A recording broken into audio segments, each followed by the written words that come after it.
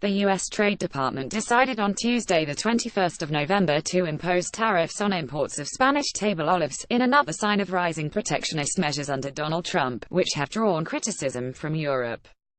The U.S. values its relationships with Spain, but even friendly countries must play by the rules, said U.S. Commerce Secretary Wilbur Ross. We will continue to review all information related to this preliminary determination while standing up for American workers and companies. The measure is provisional and the Trade Department is due to take a final decision in April 2018.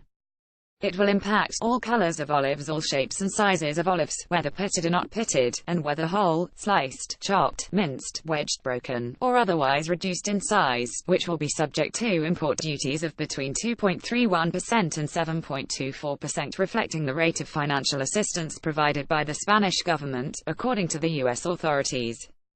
The EU is a registered party in the investigation, and it claims that support to Spanish producers is consistent with WTO rules because it does not target a single industry or product. The Commission provided the U.S. authorities with extensive evidence throughout the process showing that the EU's support to farmers, including to Spanish olive producers, does not distort trade. Commission sources told Euractiv.com. The number of anti-dumping and countervailing duty investigations by the U.S. has increased by 61% since January 2017, when U.S. President Donald Trump took office, compared to the previous year.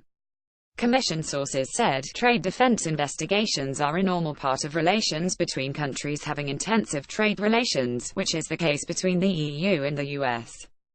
Nevertheless, there are worrying signs that recently the U.S. has been increasingly using them as a political tool.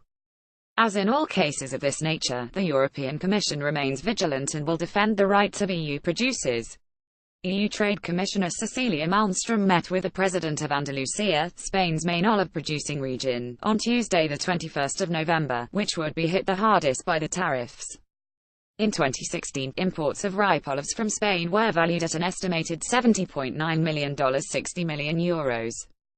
Farmers' unions are asking the Commission to step up efforts against what they see as a protectionist measure that may set a precedent for other EU agricultural exports. It is unacceptable that the main EU agri-food export market, the USA, can impose protectionist measures against our products without justification, said Pekka Paisonen, Secretary of Copa-Cogeca, representing farmers at EU level. The key reason why Spanish imports of black table olives are so competitive is that producers have made huge efforts to cut their production costs and have also invested heavily in cutting-edge technology.